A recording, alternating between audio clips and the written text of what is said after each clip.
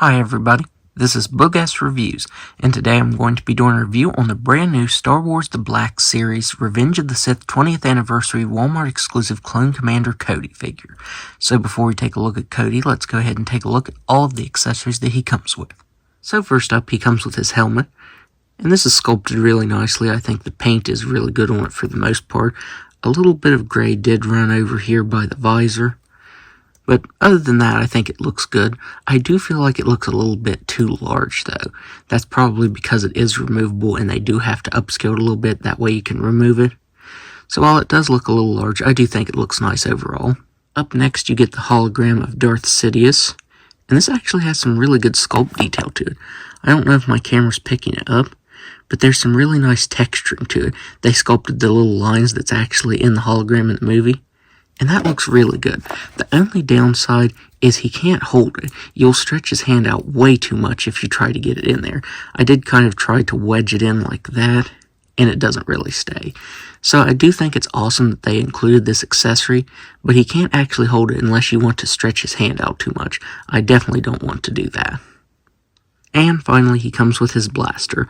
I wish there would have been a little bit of paint detail to it, but there's not. Still has a really good sculpt though. So now, let's go ahead and take a look at the head sculpt underneath the helmet. So taking a look at this head sculpt, I think this is a really good likeness of Temuera Morrison. Hasbro did a really good job of sculpting and painting that. The print tech looks amazing. It is very crisp having it in hand. The hair is sculpted really nicely. This is just a really good head sculpt. I think it really looks like him. So taking a look at the rest of the figure, I think Hasbro did a good job on parts of the paint. I do have some parts where I think it could have been painted better. Like on the shoulder pads, I love how you can see where the paint's been chipped away, how they painted that white over top of that. That looks really good. And even the way they printed on these scorch marks right here. On the previous version, it was actually sculpted on. These are just printed on. So it would have been cool if they would have been sculpted and printed on. I think that would have looked really good.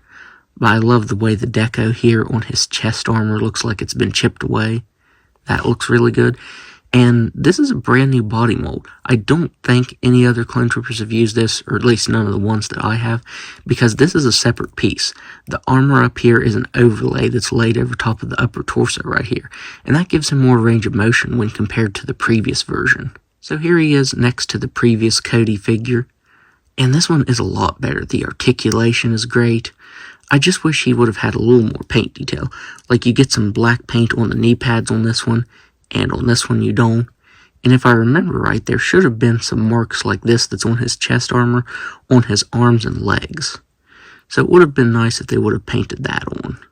I think the back of the previous version is also painted better. You get yellow, gray, and orange right there, and you don't get any of that paint detail on this one. You just get gray and white, the color that it's cast in. The colors are also a little bit different on these pouches right here. I think they're both like a bronzish color, but the new one is darker. You still get the texturing there on the bodysuit underneath the armor, and that looks really good. My one complaint, though, is that the elbow and the knee pads are a separate piece. So when you're posing it around, it's going to shift up and down and side to side. I definitely wish that would have been glued down. It's kind of weird that they didn't, because they keep shifting up and down on me. The left one a little more so than the right. Very strange they did that. As I said, I definitely wish there would have been more paint detail in some places, like on the elbow and arm pads right here. Would have been nice if they would have printed maybe some black and a little bit of white from where the paint's chipped away on it.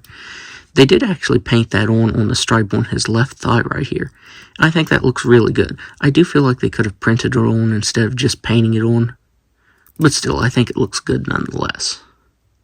And like I said, I'm pleasantly surprised with the articulation, which is what I'm going to go over now. So he has a ball-jointed neck and head that can look up all the way even with the helmet, and down all the way with the helmet on. With the helmet off, he can look up all the way, down all the way, and move his head all the way around. He has shoulders that can move all the way out.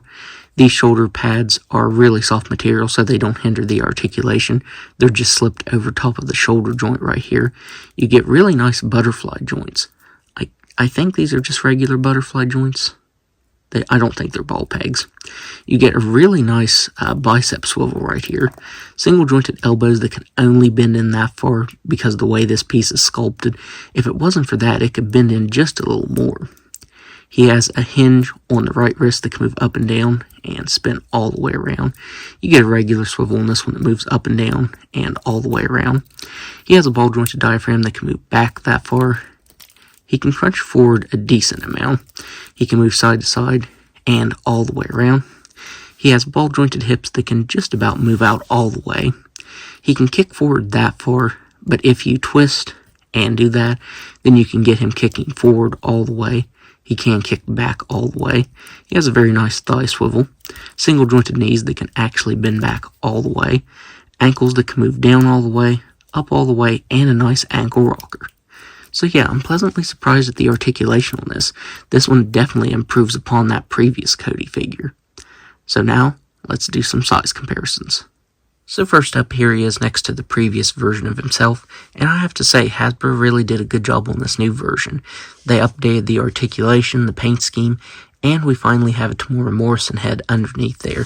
This one was just a solid head. I don't think it had it didn't have anything underneath it.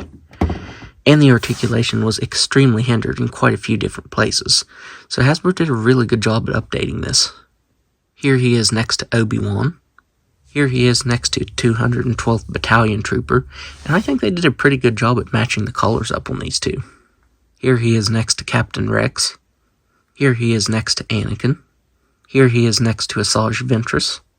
And finally, here he is next to the Walmart exclusive Grievous figure. So overall, I would highly recommend picking this up if you can find one. This is currently going out in Walmart stores in a shipper, so I will put the UPC here for everyone that needs it. So hopefully you can find this, because it is a really good figure. As I said, Hasbro did a really good job at updating this, from the articulation scheme, to the paint, to the head sculpt underneath the helmet. The only real nitpicks that I had were the helmet was a little bit too large, which is probably to account for having the head underneath it, and that it could have used some more wear on his armor. But those are real minor nitpicks. Other than that, I think this figure is really cool. So, that's my review. If you like this review, be sure to hit the like button and subscribe to my channel. Thanks for watching.